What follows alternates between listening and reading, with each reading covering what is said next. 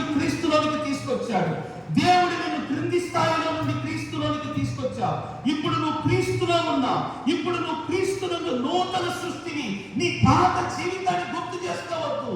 నీ పాత బ్రతుకును గుర్తు చేసుకోవద్దు. నువ్వు పుట్టిన ఇంటిని గుర్తు చేసుకోవద్దు. ఆ కులమును గుర్తు చేసుకోవద్దు. ఆ బ్యాక్గ్రౌండ్ గుర్తు చేసుకోవద్దు. నువ్వు పెరుగుతున్న గ్రామము, నీ చుట్టూ ఉన్న పరిసర వాతావరణాన్ని గుర్తు చేసుకోవద్దు. నీకు ఉండవలసిన జ్ఞాపకం, నేను క్రీస్తులో నూతన సృష్టి అయి ఉన్నాను. స్తోత్రం చెప్పండి. నేను ఏదైనా చేయగలను. ఆ కాన్ఫిడెంట్, ఆ నమ్మకం నీలో బలంగా ఉంటారా?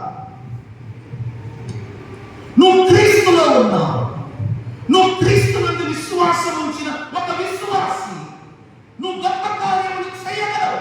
నేను కాదు, యేసు చెప్తున్నాడు. యేసు ఏమన్నాడు? భూమి ఆకాశములు గతించి అనుమానంలో ఉన్న మీరు బయటికి రండి. నేను చేయగలను, నేను సాధించగలను, నేను కట్టగలను. నా బిడ్డలు ఎదుగుతారండి. నా కుటుంబం క్షేమంగా ఉంటుంది. చదవడంలో నేను ధనికులుగా ఉంటాను అన్న వైరాగ్యంతో మనం మాట్లాడాలి. యేసు ప్రభువునందు విశ్వాసం ఉంచిన వారు యేసు ప్రభు చేసిన కార్యముల కంటే గొప్ప కార్యములు చేస్తారంట. అది ఎలా సాధ్యం? ప్రభు ఒక మాట